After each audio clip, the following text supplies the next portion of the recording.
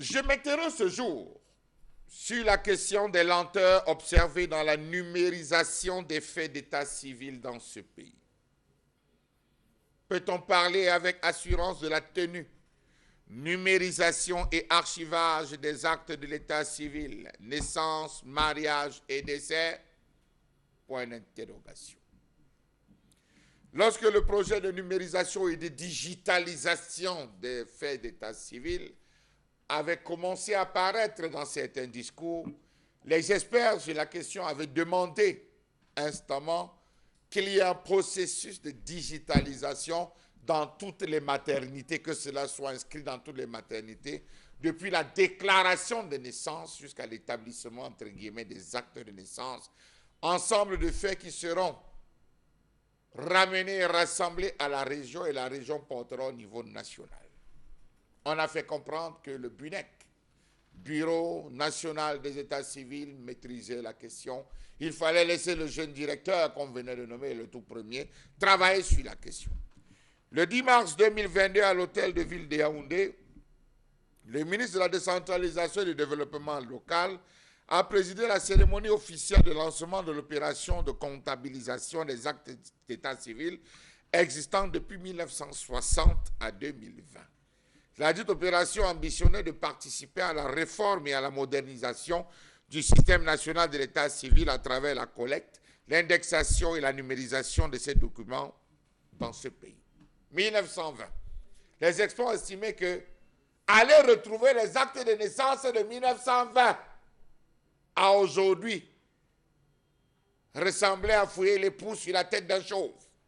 On a fait comprendre à ces experts de la question des faits d'état civil, vous en savez quoi?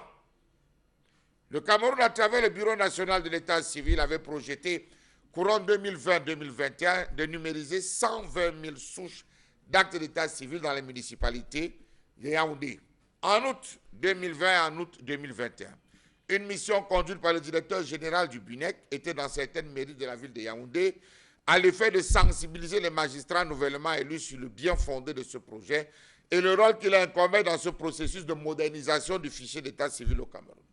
Le directeur général avait déclaré, je cite, « Des contrats seront à cet effet signés avec les municipalités pour apporter l'appui financier et l'assistance technique.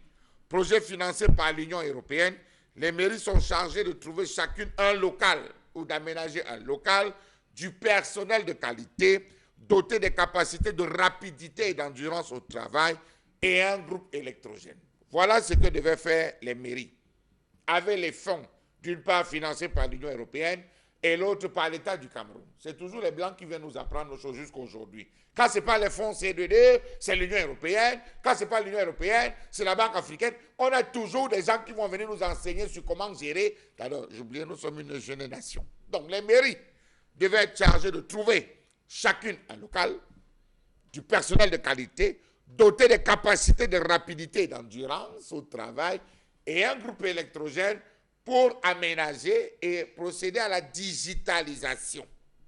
De manière pratique, au cours des 6 prochains mois, avait-il dit, 8 équipes seront déployées à travers tous les départements du Fondi pour numériser au moins 1 million sur les 2,5 millions d'anciens et nouveaux actes de naissance délivrés depuis 1920 à ce jour.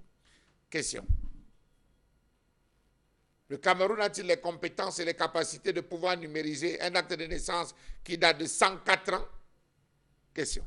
C'est vrai qu'on célèbre ceux qui décèdent à plus de 100 ans dans les différentes mairies, mais les affaires d'actes de naissance, il faut se poser les bonnes questions. À ce jour, où en sommes-nous avec les 120 000 souches? Question et avis des experts, eh bien, on a commencé, mais à mi-parcours, on a eu des blocages dans l'indexation, la numérisation, l'enregistrement et l'archivage. Les registres de l'état civil sont toujours tenus manuellement dans nos mairies, manuellement, secrétaire d'état civil, manuellement, officier d'état civil, manuellement.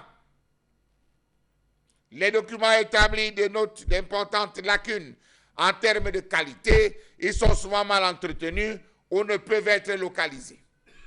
Plein d'enfants s'étant rendus à l'Europe cherchant à revenir pour faire les duplicata, cherchant à obtenir, se sont rendus compte que beaucoup de mairies ont pris feu. Et dans les mairies où on a eu feu, perdu. Comment va s'établir la numérisation? Question. Peu de personnes et d'événements importants de la vie sont documentés. Les normes recommandées par l'Organisation des Nations Unies pour les systèmes d'état civil, c'est-à-dire l'enregistrement continu, obligatoire, permanent et universel des données d'état civil, ne sont pas systématiquement remplies. L'absence de numérisation entrave le fonctionnement statistique de l'état civil. Les communes restent confrontées à des défis majeurs dans la mise en œuvre du système inclusif et fiable d'état civil et des statistiques démographiques. Oh oui. À partir du comptage, l'indexation depuis les maternités, on est capable sur 10 ans de connaître combien de femmes ont accouché. À partir des déclarations de décès, on peut savoir à quel niveau se situe le taux de mortalité. On n'aura plus besoin de venir nous faire le comptage physique des êtres vivants au Cameroun qu'on a appelé recensement général de la population. Ça ne nous servirait plus à rien.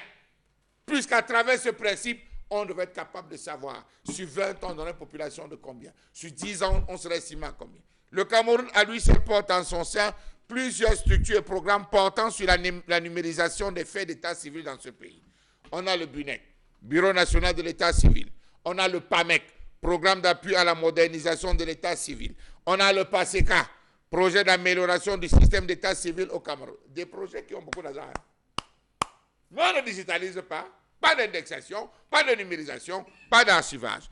Comment comprendre donc ces lenteurs observées dans ce secteur pourtant important? Savez-vous que sur l'ensemble des centres d'état civil ouverts sur le triangle national, seuls 42 centres d'état civil, dit-on, sont numérisés sur les 432 identifiés? 3 milliards pour digitaliser l'état civil dans ce pays était le titre d'un journal. Et en 2022, 3 milliards pour mobiliser, former les agents qui vont être sur le terrain, parcourir les mairies, création dans les mairies des locales, aménagement de différents sites, recrutement de personnel compétent et qualifié et dotation de groupes électrogènes.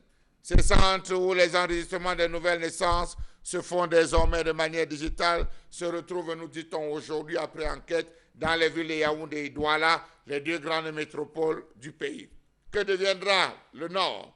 Que deviendra l'Adamawa? Que deviendra l'extrême Nord? Question. Le BUNEC assure aussi que ces centres dans la région de l'extrême Nord, que certains centres sont aussi passés de l'enregistrement manuel à l'enregistrement digital. Tout ce qu'on demande, c'est à voir lorsqu'on se rend compte qu'en fait, il n'y a absolument rien. Digitaliser voudrait dire qu'on aura une clarté véritable de la démocratie. On connaîtra combien de personnes sur 10, 20, 15 ans pourront avoir besoin de carte nationale d'identité. Tout pourrait être mis en place pour que chacun soit heureux. En termes sur le plan électoral, on aura le nombre de potentiels électeurs, on aura le nombre, on saura qui est-ce qu'on soigne, qui est-ce qu'on éduque, qui est-ce qu'on nourrit. Et finalement, on saura quelle société on cherche à projeter.